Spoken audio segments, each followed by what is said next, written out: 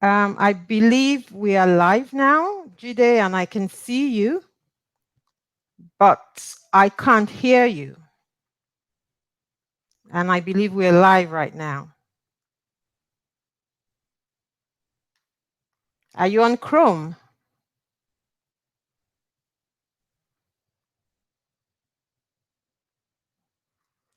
We're having some technical challenges.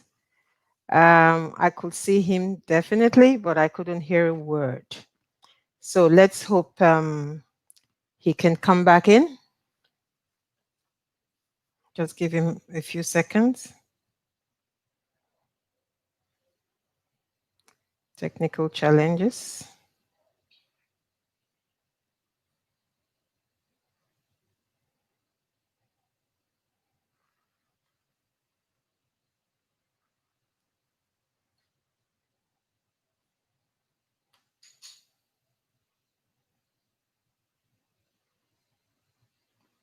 Okay, Jide, you are definitely back, but I still can't hear you.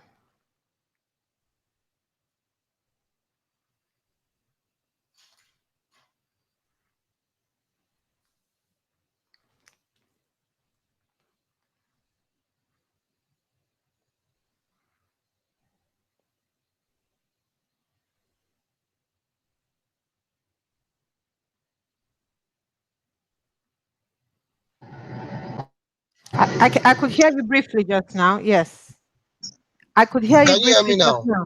That's better. That's better. I can hear you Okay. now.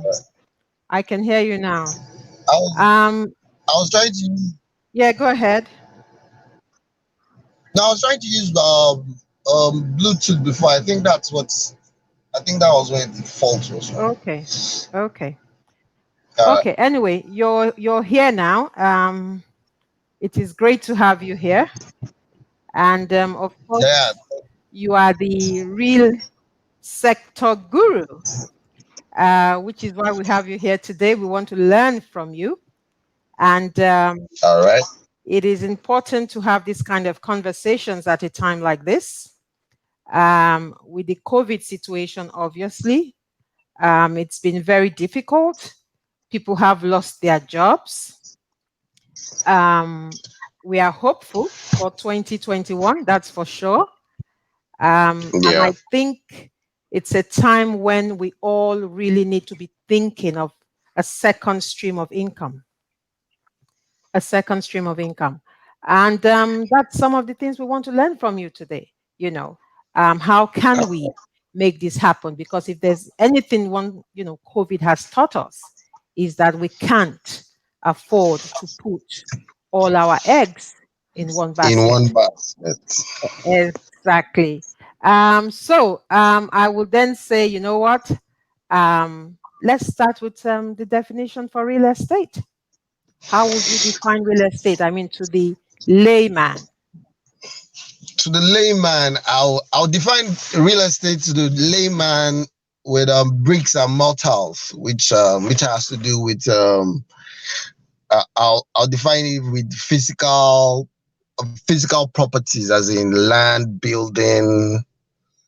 and building, which Okay, is land and building. yes, Okay. So essentially, it's something tangible, right? yes, it's tangible, but I sorry for using the word but.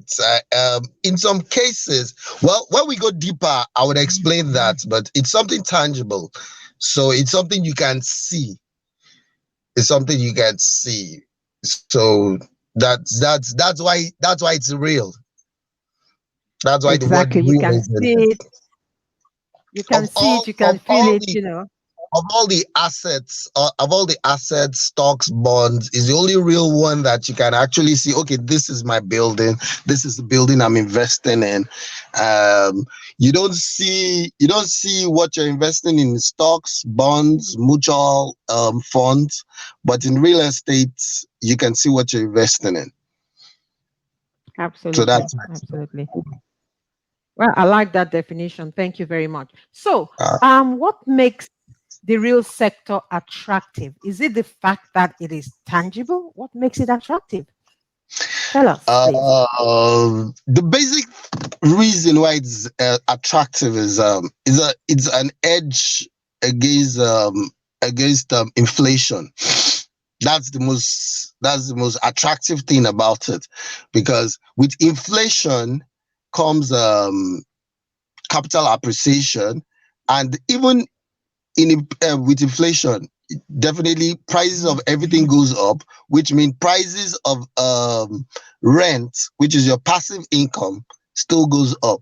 So it's an edge against inflation at any time.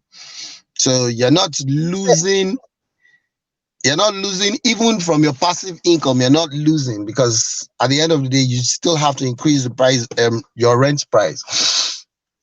So that's the most So what attractive. you're saying is that so what you're saying essentially is that even during inflation, there's a high chance that you're still cashing in properly. Yes, you're cashing in, because inflation is going to affect rent. So you're going to cash in. Yeah, Yes, you're going and to cash in that for sure. capital appreciation is going to actually affect that too. So your property is also increasing in value. So Okay. that's the Um, most attractive part to it.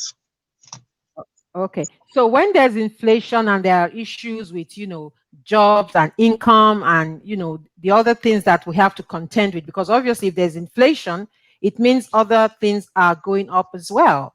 So Yeah. how does, the real sector in terms of rent income, how is that affected? How does, an investor suffer Uh, from that side effect? it now that will now determine where you invested in the first place, the location you invested in. You have to, to invest, you have to put some things into consideration. It's not just like, okay, they give me land in I'm just citing an example. Okay, come and go and buy land in let's say, let me use Axis in Lagos for example. Come and buy land in Mowe. Okay, you buy land in Mowe, what rent is it going to command? Okay, employment, when inflation, economic factors come into place, and there's unemployment and stuff. So who are the people that are going to be your tenants at the end of the day? So in paying rent, if they are affected, then you're definitely going to be affected at the end of the day. So you have to put a lot of factors into consideration even before investing. So at the end of the day, Okay. where your property is sited has as which is location. Location is number one. Is the number is let me use the word key thing in real estate. Okay. So which is So, the I main. mean, I recall there's a program here in the UK called Location, Location, Location. And I think that That's what just it's true. drives the criticality of that That home. That if you want to yes, invest, think location. So essentially, what you're saying is it's better to have a property, say in VI or Ikoyi, for example. I'm using Lagos as an example now. It's, yes, like it's better yes. to have one property in those kind of locations than to have 20 in Ikeja, for example. No, Is that right? Or Ikeja. Ikeja there are different areas to Ikeja too. When you're talking about Ikeja GRA now, you would okay. even till you get to Bega, you're still in good hands. But going further down, like towards up, like going out of Lagos, then but Ikeja is still. I'm not saying the same rent with VI and Ikoyi, definitely, but you're still in good hands. Mm, People living around there are still employable, as in you still get good tenants and things around there. But yes, you can't compare the fantastic. same. You can't compare the same passive incomes you as in rent you get from Ikeja with VI, but Ikeja is still Definitely. Ikeja is still fair enough. I'm not going to rule Okay. Ikeja out outrightly. Okay. All right. So, my next question for you, I'm hoping that people can see us live. My next question for you, I mean, you just talked about location, location, location. And of course, if we're talking premium location, it comes at premium essentially. So, Yeah. premium location, any location for that matter. What is the starting point for investment? What is the starting point for investment? Starting point for investments, like I mentioned earlier, is location. You have to do like a research of where you're investing in. Then you have to have your goals, as in, okay, what do I want to achieve with this? And at the same time, you have to put your budget into consideration. Okay, can Mhm. I buy it all on my own, or can I co-invest with other people, or crowd invest and stuff like that? But basically, location and what am I putting in and what's my goal? Those are the starting points. So definitely you need to have a goal in mind. Where Definitely. do I want to invest? Why do I want to invest? Do I want to invest in the short term or do I want to invest in the All long the term? So these are questions you need to ask yourself before you time. Yeah, actually start. It makes a yeah. lot of sense, that's for sure. So tell us, Jide, what are the types of investment? Of course, there are different types, right? When you're talking about types of investment now, are you talking about the type of property you want to invest in, or the modes, the mode of investing in those types of properties? Mode, I Because guess. if we're talking about the type of properties you're investing in, then you'll be talking about we have flats in Nigeria, we have terrace buildings, we have duplexes and bungalows. Those are type of properties you can invest in. We have land too, but Okay. land you can't get passive income from. You can only invest in land because of capital appreciation at the end of the day. Then when you're talking about the mode of investment, okay, am I buying outrightly? Am I crowdfunding with other people? Am I co-investing with other people? Or am I doing REITs, which is real estate investment trust? Okay, can you please take us through that? Because for someone who is not familiar with all this mode of, Of should I say investment. investment? What is, yes, what is, I mean, I understand the concept of crowdfunding, but, Okay, make it real for us. okay. Crowdfunding is actually new in Nigeria. I would say new as in, okay, there are now regulations to it, but like the word, it's crowdfunding. People come together to invest together. Okay, um, so there are, in crowdfunding in Nigeria, there are not much platforms yet for crowdfunding.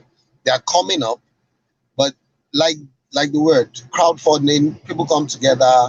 Okay, we want to invest in maybe a bungalow. What's the terms they are trying to do now is, okay, they break it down into, like, let's say 100 visual slots, which is Mhm. applicable to co-investing too. Okay, they break it down to 100 visual slots. Okay, for example, you want to buy a 45 million naira property. Okay, that's been broken down to 100 visual slots, which is 100%. So at the end of the day, maybe I buy two visual slots, you buy 10 visual slots, which at the end of the day, we break it down to, okay, 2% for me from that 45 million, 10% for you for that 45 million. So whatever comes in as passive incomes, as in rent, at yearly, I'll get 2%. You get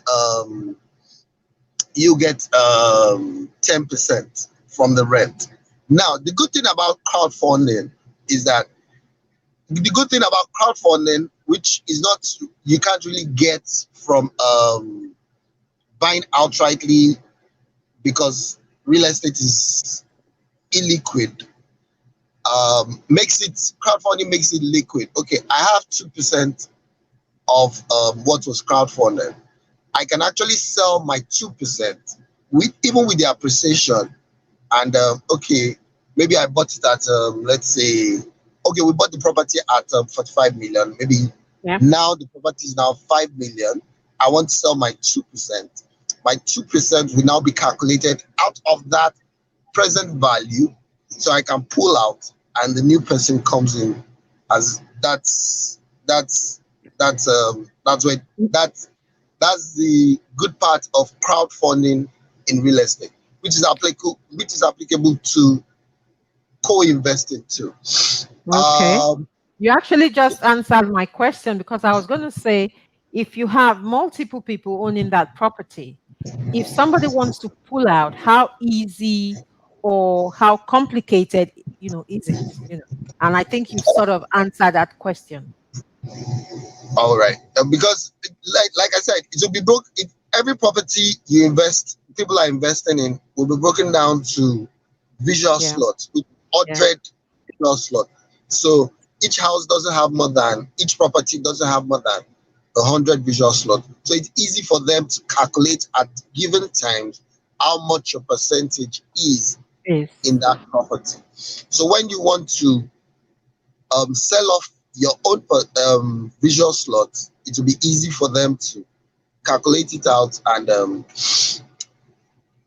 make it liquid for you. Fantastic. And I believe that sounds similar to co-invest. What's different? Yes, the same thing applies to co-investing. Um, but um, co-investing like crowdfunding too. Um, I, co-investing still has more platforms in Nigeria presently, and is better regulated. There are lots of investment banks aligning with real estate co-investing platforms. There are one or two that I know of presently that people are already investing in. But like crowdfunding, co-investing is also regulated. It has to be regulated because if it's not regulated, anybody can come up with a platform and start selling off rubbish, as in just selling off anything. So whoever is actually starting up a crowdfunding platform or co-investing platform would have to work hand in hand with investment banks, which are regulated by NSC and SEC. Okay. It's obviously definitely important because, like you said, you don't want, people coming in and scamming people. And of course, I Yes, know for a fact that in Nigeria, I mean, anywhere in the world, really, you have scammers. We've had yes. situations where one property has been sold to two or three people. You Very. see a piece of land, there's a lot of issues about it. Ah, it's mine, it's yours. How can we really make sure we are buying the right property? What advice are you going to give people here today to say this is the due diligence you should be, going through so that you don't end up in all these complications and end up in court and all of that? It's very simple. Do your due diligence in lands. In any state that you're investing in. Lagos, Ogun State, Ibadan. Um, ask for ask for documents from whoever is selling to you. Go to lands and do a proper check. Okay, you want to buy a land of let's say 1 million naira, and it shouldn't cost you anything to spend 10, like I tell friends, 10,000 naira tops off. You do your due diligence with 10,000 naira. Just check it out before paying a dime for it, because people come up with different kind of documentations, as they'll tell you it's let me look for some funny ones. Excision in process. Excision in process. I don't understand that title till tomorrow.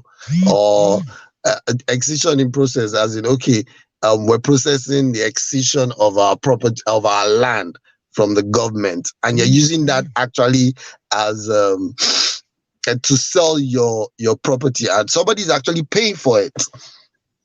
Okay, even if the extension is in process, check it out. 10,000 naira. I'm saying tops off in any state in Nigeria, and to be done a day or two. And it's that 10,000 naira would actually save you a lot of headache from maybe your 1 million naira, as in at least your 1 million naira. So Mhm. just do your due diligence. Any lands bureau of lands, whichever state, and you are done. Fantastic. Um, how long, you know, should we be looking at if we say short term or long term investment? And what kind of investment do you need to go into if you're thinking short term? And what types should you go into for long term? The thing is, you sometimes the short term will determine the long term. Okay, let's say I buy a property, and I'm thinking, okay, it's for a long term, but along the line I'm having issues with tenants. Your best bet is try to find a way to sell that property off and move off from it, because at the end of the day, if you find out that you're having problems with tenants and it goes on for like 4 or 5 years, then that's bad investment. So like, as soon as possible, sell that off, and try and make 1 or 2 naira extra, as in make sure that at least the property has appreciated, and move off from it. But like I said, the short term will always determine the long term. Sometimes you might not have issues with tenants, but even the area that you're Yeah. buying in the first instance might not even be appreciating like all other areas. As in, okay, you're buying land in Mowe. I'll use Mowe again as an example. Um, the rate of appreciation in Mowe cannot be compared to, let's say, Ibejuleki, which is another axis.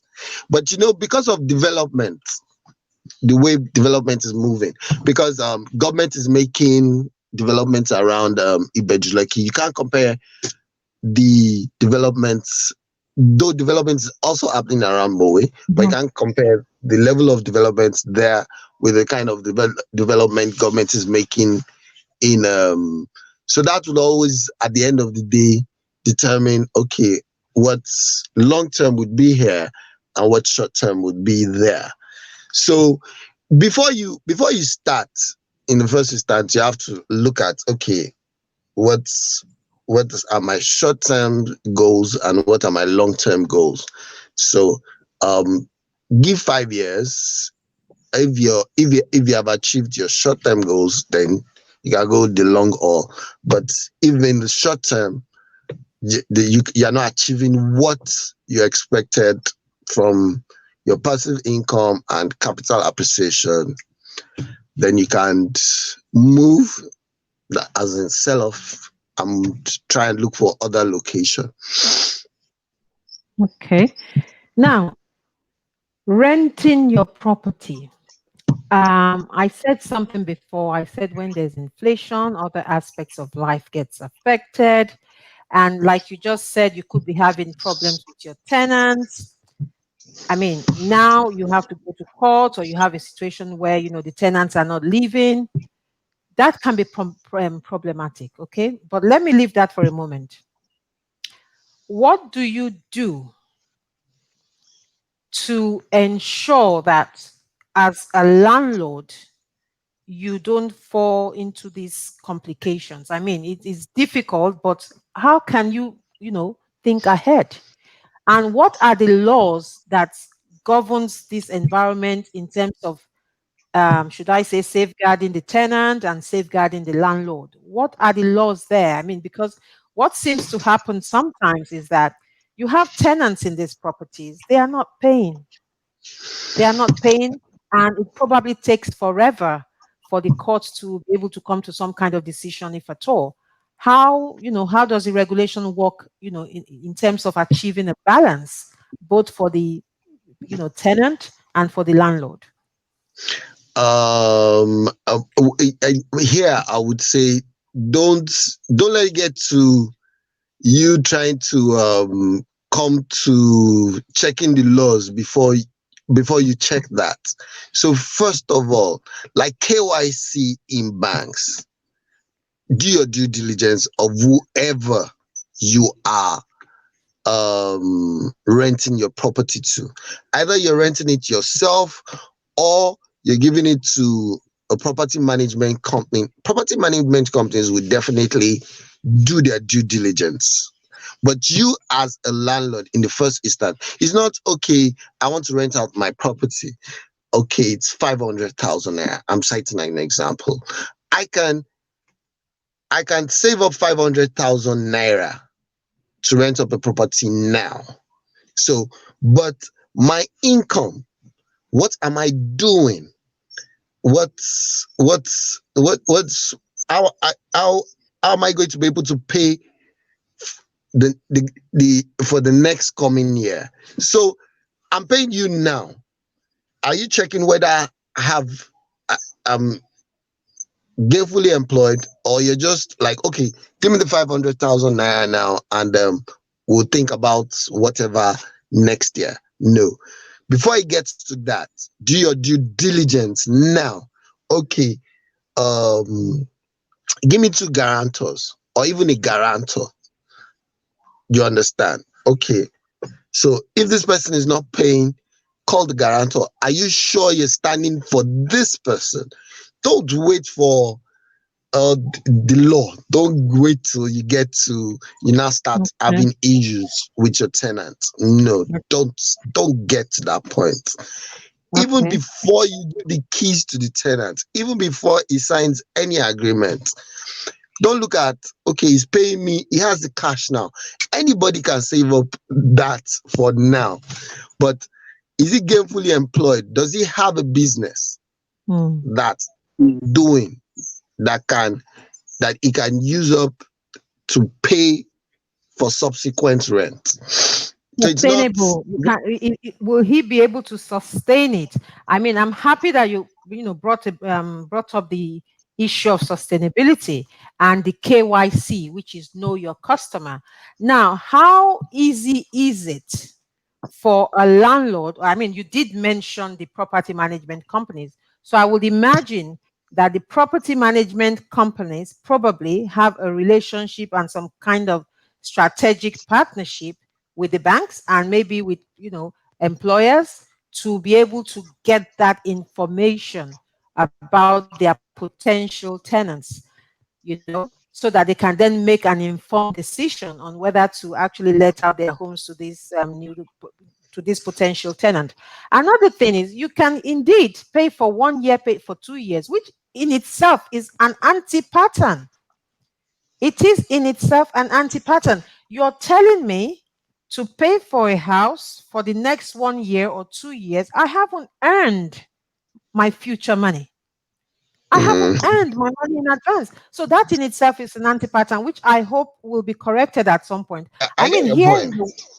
here in the West, at least in the UK, that I'm very, very familiar with, they tend to ask you, of course, they will do your, reference check, your credit check and all of that, which in this environment is very robust.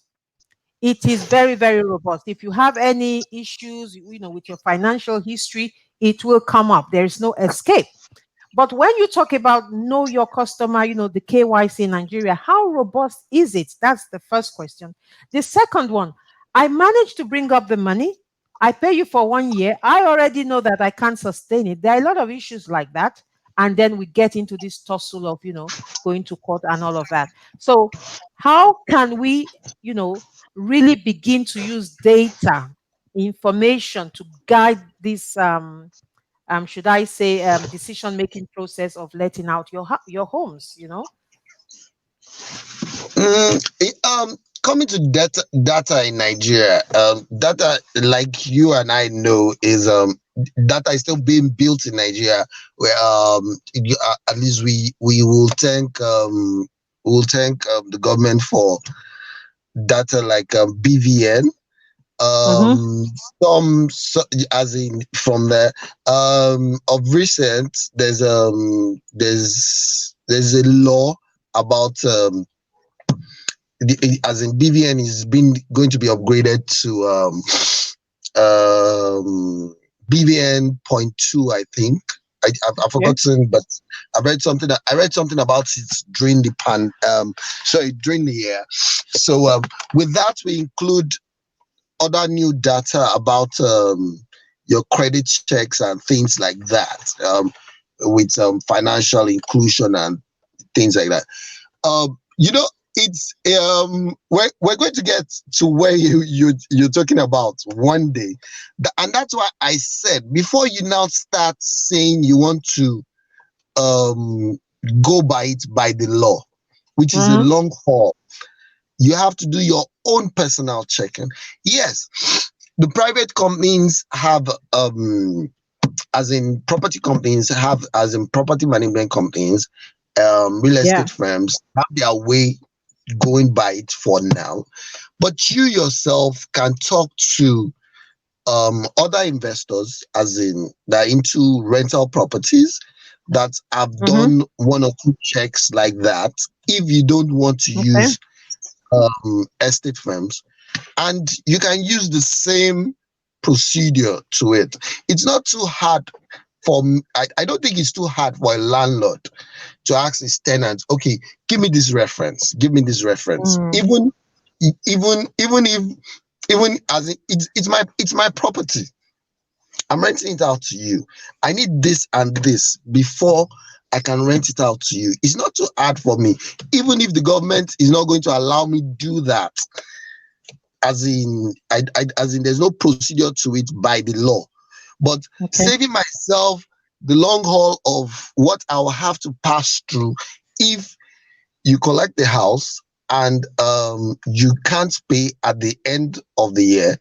Let's go through this procedure. If you can't go through that procedure, then I don't need your money.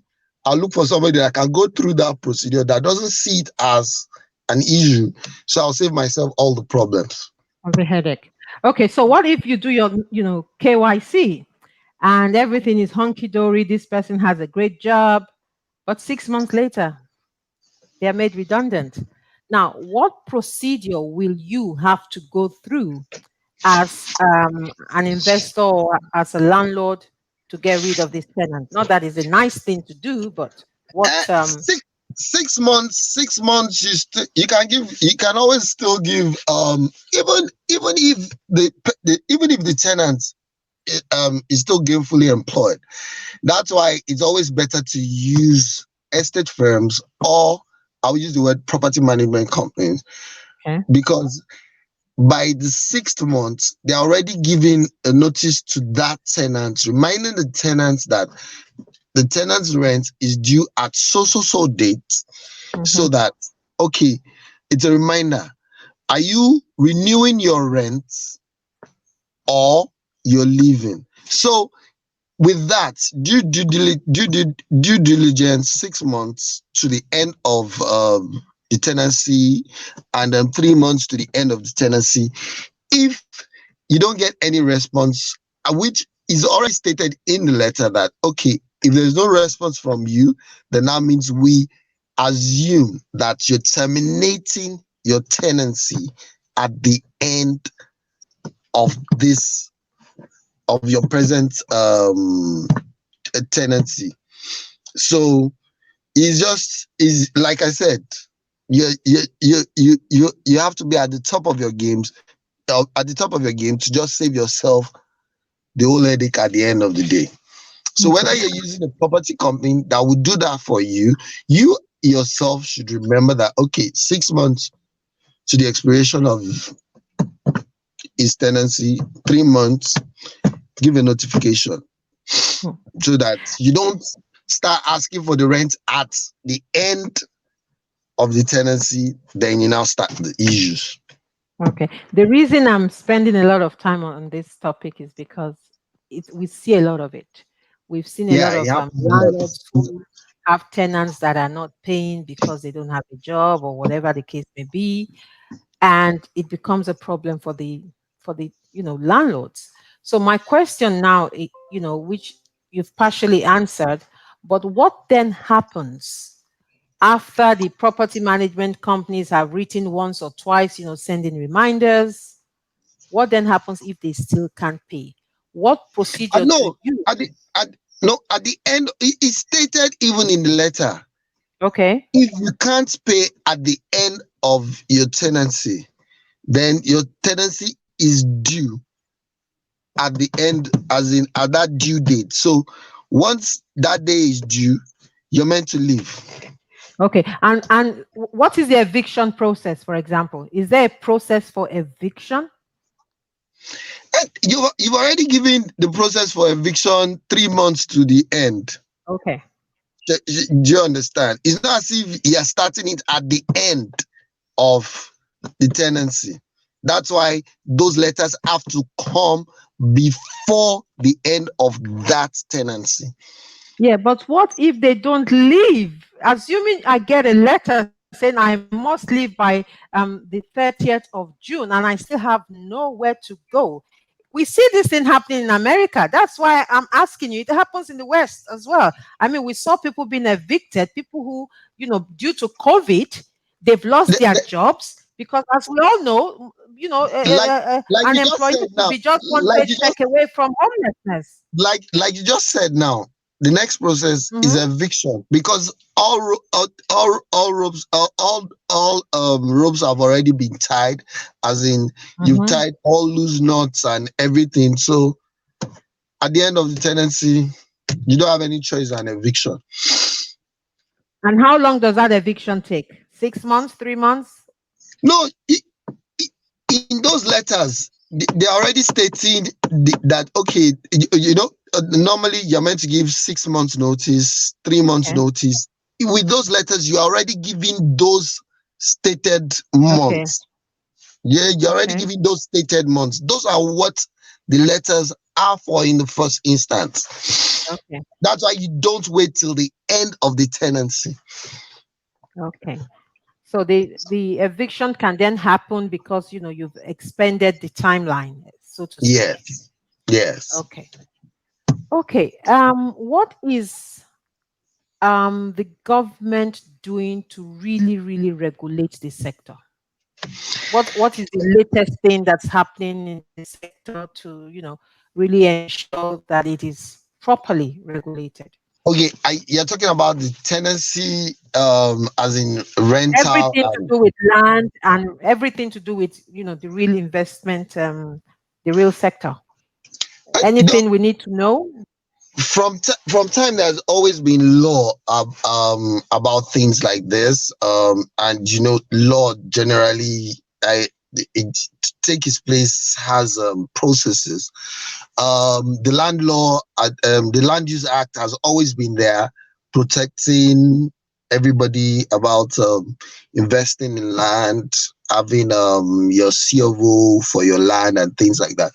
um where there are disadvantages and things, there always been pressure groups, associations like Okay. Nigerian Institute of Estate Surveyors and Valuers coming into place, making sure that, okay, um loose knots are tied up here, there, and but when it comes to investments too, like I mentioned, with crowdfunding and co-investing, they're making sure that, okay, people are not just putting their money to scammers, so they're being regulated. Mhm. So the Okay. government has always been, then Lagos State government has always been at the top of their games with the tenancy issues in Lagos State. So the government has always been at the top of the game for things like this, and but the law has to pass this process, and the law, like we all know, it's a very long process. So laws are in It place, is. new laws are being worked on, and definitely. But the thing is, the law will always take its place, and there are already laws on ground for everything. In places where they are where they are new, then regulations are being made, like in the places of investment. But more, Okay. I'm speaking more about investment because I'm more into advisory than property management and likes, because Okay. I realized, let me state this. I realized that real estate investment in Nigeria, it's cumbersome, as in you we don't have breakdowns to it, as in people can invest in bits and pieces, like it Okay. comes with stocks and bonds, which are available in other countries. Like okay, real estate investment trust had been in the US like in the 50s. We are just trying to put that in place here in Nigeria. And if we don't get things like that right, then there are a lot of things that we're not going to get right in our real estate in Nigeria. If we don't get Absolutely. our roots right, we can't get our mortgage right. If we can't Absolutely. get our Absolutely. mortgage right, we can't get housing right. Mm-hmm. Mm-hmm. Uh, So there's a so whole lot that needs to be done to yes, ensure that, I just thought that it had come about time that we all, as real estate practitioners, stop thinking just all in one line. Yes, it's a new part, but we all just had to stop. Somebody just had to start thinking in other avenues, new parts, but one just keeps, because if it's not done now, it has to be done one day. It has to be so done what do one you day. think is preventing that from happening? By the way, we are live.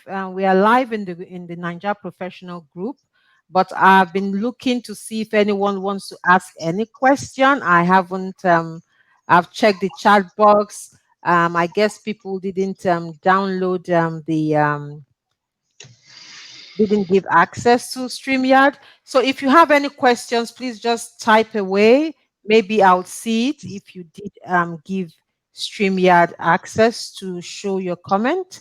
If you're watching, you have any question, just type something. Maybe I'll see it. I'm not sure. So while we're at it, what are your success stories? What are your success stories? My success story, like I said, is real estate investment.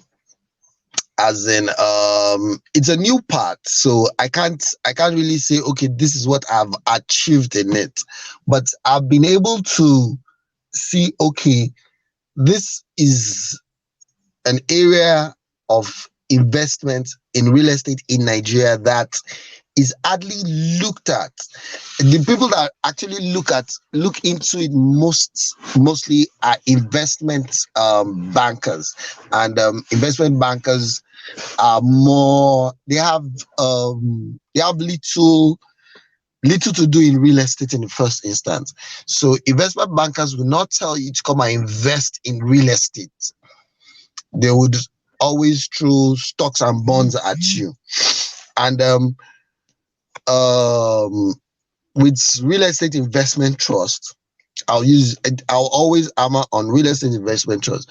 With real estate investment trust, you can almost invest like you're investing in stocks and bonds, but this time you're investing in real estate, not the regular stocks and bonds. So it's like, I'll use the example of the visual slots now, but it doesn't work like that. Like the visual slot of 100% is like, okay, once people are investing, like let's say a 4 billion naira property, people are buying in fractions. They invest that strictly into real estate, and give out 90% as dividends back to those that invested in it, which even makes it better than investing in stocks and bonds, because you can't get that back, that kind of dividend back from normal stocks and bonds. And you So still have the safety of the property still being there. yes, Okay. yes, yes, Okay. So I hope yes. our viewers are hearing this is the best place to invest, especially if you're looking for a second stream of income. So can you just repeat that so that they get it? Real estate investment trust is like investing in stocks and bonds, but this time you are investing in real estate.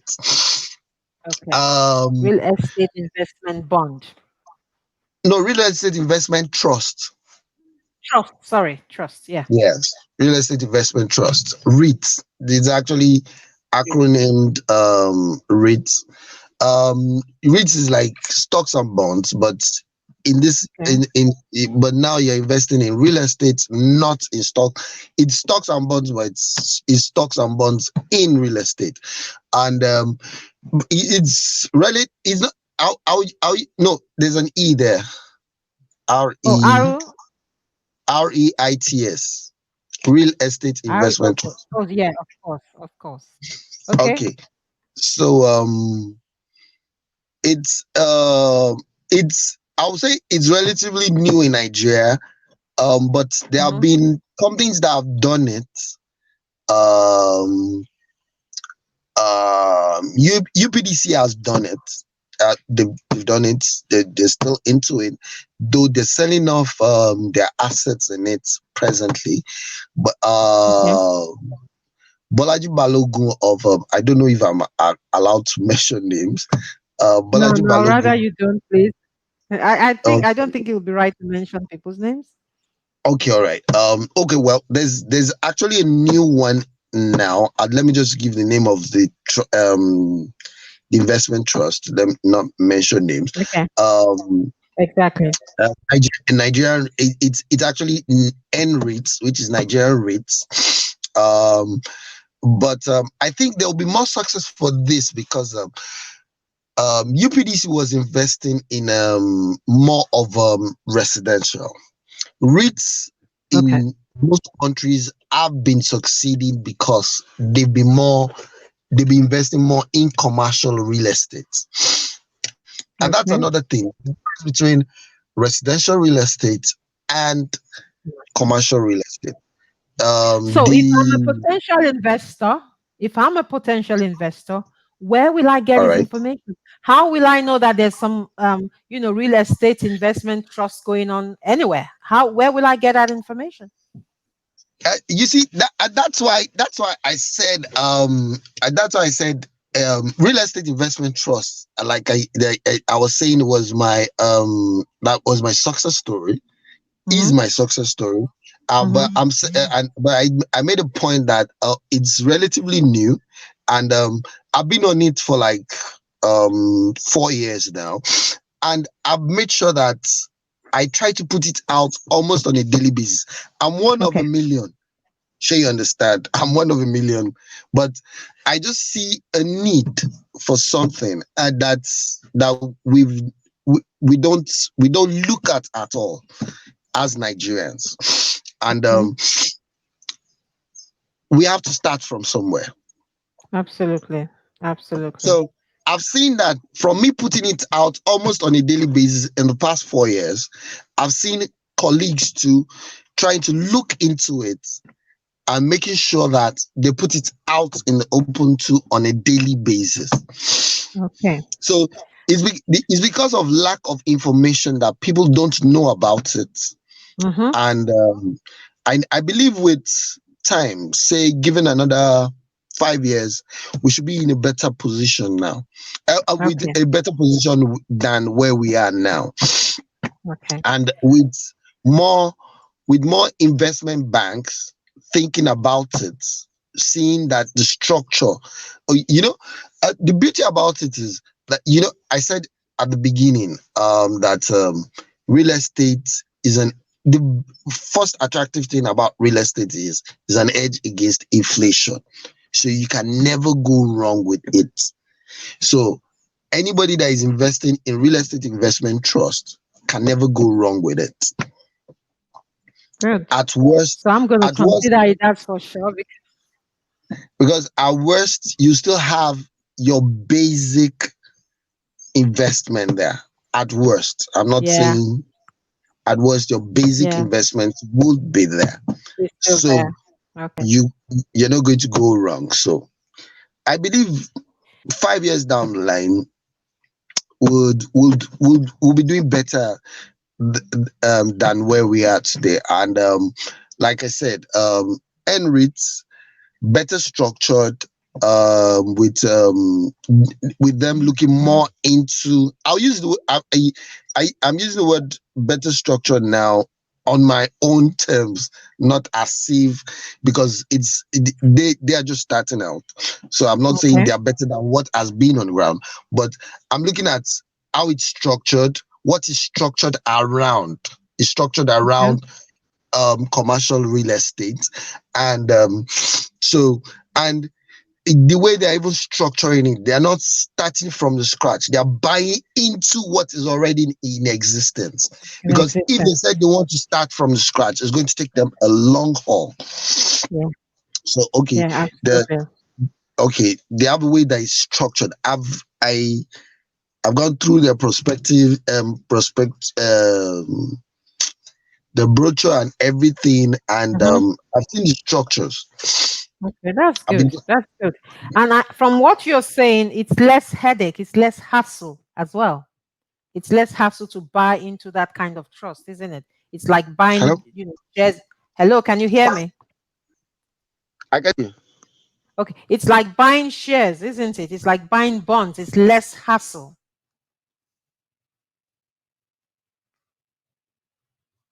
Yes. Okay. Hello, hello, I Yeah, can can hear you you. hear me? I can. Okay. I'm saying it is less hassle, essentially, because it's like buying stocks and bonds, isn't it? Yes. Okay, okay. Um, we have spent about 51 minutes now. Unfortunately, I can't see any questions, but I hope on behalf of our viewers, I've asked most of the questions. Now, you are part of this group, which is why you're doing this. So I really appreciate you for stepping forward as a practitioner within the group to share of your expertise. You do a lot of posting on LinkedIn. That was how I met you. You joined the group on LinkedIn. Yes. So I really appreciate all the time you have invested. And I'm happy that you're also within the Facebook group now so that we can also benefit from your posts on Facebook. No, So no, now, if I people are interested, and okay. they want to get in touch with you, do you want them to send you a direct message? Because obviously you're a part of the Nigeria Professional Group. So maybe they just send N- you a direct message if they want to know more. Yes, I'm open to discussions anytime, any day, Okay. directly. Okay. So, I'm open to so you've discussions heard it. anytime, any day. Okay, cool. So And you've I also want heard to it from thank him. you too.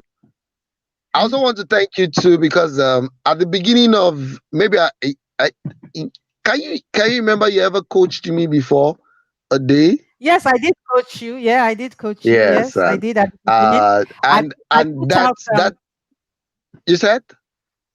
I put out some hours, and you were one of the people who took, Yes, who yes, yes, applied and for it.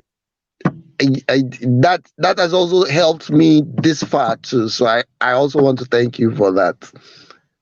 I'm Thank you very much. happy I added value. I'm happy I added value. So, guys, ladies and gentlemen, if you are interested in REITs, this looks like, this is the place to go because I'm the kind of person, if I want to invest, I'll be looking for a hassle free investment.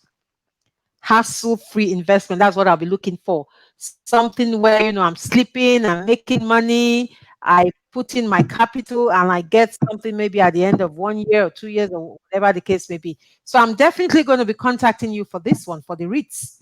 I'm going to be No problem, contacting man. you to know more because, like I said at the beginning, this is about encouraging us to have a passive income. Passive income, it is so important. Where are we putting our capital? It will do better in investment than just leaving it in the bank, I guess. So Jide Oluwadeyi, thank you so much. I can't thank you enough for your time Yes. here this evening. And it's so unfortunate that we haven't Thank you gotten very much. any questions. It would have been nice to hear from our viewers because there are quite a few people watching, I believe. But I guess they can always, comment on the post and contact you, directly. So thank you very much. This is where we're going to end the broadcast. Okay. Thank you very Thank you much. very much, Thank Jide. you very much for having. All It's a right. Thank pleasure. you. Have All have, right. Bye. have a good evening. And you too. Bye.